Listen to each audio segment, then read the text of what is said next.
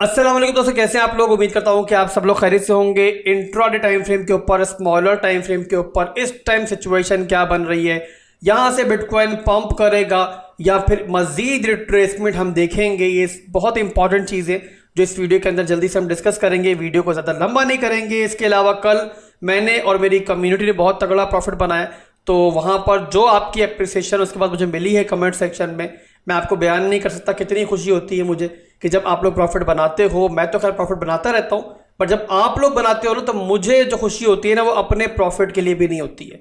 तो मेरे भाइयों, आप लोगों का साथ रहेगा तो इंशाल्लाह ताला आइंदा भी हम इस तरीके से मिल के मार्केट को किल करते रहेंगे। सपोर्ट अपनी जारी रखो। वीडियो देखो तो लाइक और कमेंट जो है ना वो फौरन कर दिया करो, बस यही आपसे मुझे चाहिए। तो यहाँ पर दोस्तों बिटकॉइन का वीकली टाइम फ्रेम का चार्ट मेरे सामने ओपन है। कल की ट्रेड के अंदर जो हमारा लास्ट रेजिस्टेंस एरिया था, लास्ट जो हमारा टारगेट था वो था 28,000 का एरिया। अब मैंने आपको लास्ट टारगेट 28,000 का क्यों दिया था, और आपने देखा होगा कि 28,000 के एरिया से ही बिटकॉइन ने फिर रिजेक्शन ले ली थी, यानी उससे ज़्यादा फर्दर बहुत ज़्यादा ऊपर नहीं गया।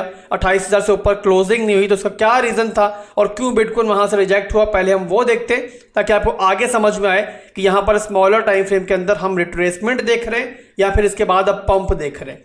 तो यहाँ पर वीकली के अंदर कुछ लेवल्स मुझे ड्रॉ करने, पहले भी आपको ड्रॉ करके दिखाएं, अभी दोबारा से जल्दी से ड्रॉ दोबारा कर लेते ताकि आपको समझ में आ जाए कि बिटकॉइन किस रेंज में ट्रेड कर रहा है। तो वीकली के ऊपर दोस्तों हमने पहले तो इस पूरी रेंज की जो रेंज हाई एरिया है वो हमने यहाँ पे एक दफ़ा मार्क कर लिया, ठीक है। तो ये हमारा हो गया रेंज हाई।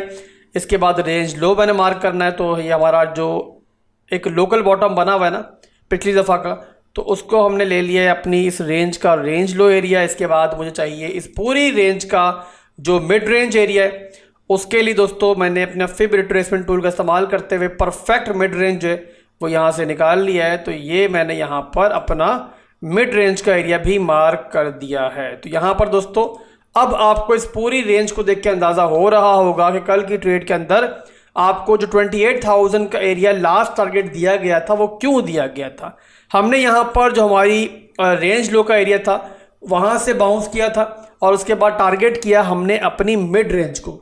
इसके अलावा कल के जो मैंने आपको ट्रेड दी थी ना उसके अंदर एक अहम कन्फ्लुएंस हमारा और भी था कि ऊपर हमारा जो है ना वो CME गैप बन रहा था, और अल्हम्दुलिल्लाह इस एरिया में जो है हमारा वो CME गैप फिल आउट हुआ और उसके बाद अब दोबारा रिट्रेसमेंट हुई है। तो यहाँ पर दोस्तों अब ना एक और गैप बन रहा है नीचे की तरफ, और कहाँ बन रहा है मैंने पहले से मार्क किया हुआ है। तो ये है हमारा दोस्तों गैप एक बन रहा है दोबारा से। तो यहाँ पर दोस्तों मैं एक्सपेक्ट कर रहा हूँ कि बिटकॉइन जो है ना वो इसको आगे फिल आउट करेगा। तो ये गैप मारा जाता है लगभग यहाँ पर 26,550 तक जाता है। तो यहाँ पर दोस्तों मैं जो एक्सपेक्ट कर रहा हूँ ना, अपना टारगेट जो मैं यहाँ पे बना के चल रहा हूँ वो बना के चल रहा हूँ 26,750 तक। वहाँ तक मैं मिनिमम एक्सपेक्ट कर रहा हूँ कि मार्केट को आना चाहिए।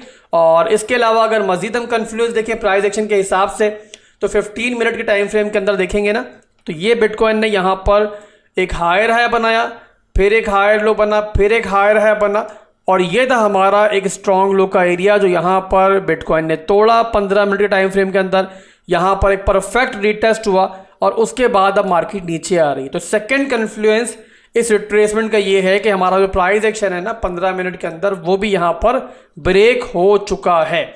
अगर हम देखेंगे 1 घंटे के टाइम फ्रेम के अंदर, तो 1 घंटे की टाइम फ्रेम के अंदर जो हमारा एरिया बनता है ना, ये अगर देखोगे ना आप, तो ये हमारा एक परफेक्ट एरिया बन रहा है जहां से हमें ब्रेकआउट मिला काफ़ी देर के बाद।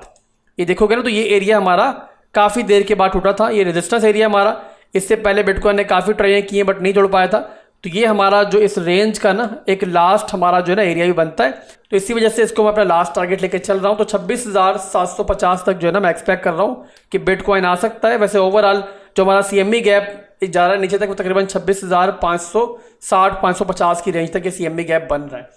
तो ये दोस्तों हमारे शॉर्ट टर्म के एनालिसिस थे। अब यहाँ पर अगर देखें तो एक्चुअली जो शॉर्ट हमारी बनती थी ना वो बनती थी इस एरिया से कि जो हमारा लास्ट टारगेट था। और यहाँ पर मैंने शॉर्ट आपको उस टाइम क्यों नहीं दी, उसका रीज़न ये है दोस्तों, कल जो है ना एक बड़ी बुलिश अपडेट मार्केट में आई थी। और कभी भी ना एक बात याद रखो, मार्केट की स्ट्रेंथ से आपने मुकाबला नहीं करना है। कल हमने प्रॉफिट अच्छा बनाया था, तो उसके बाद मार्केट से फजूल फंड में एक छोटी सी मूवमेंट के लिए पंगा लेना बनता नहीं था। तो इसी वजह से आपको मैंने ट्रेड सिग्नल ये नहीं दिया, बहुत रिस्की था।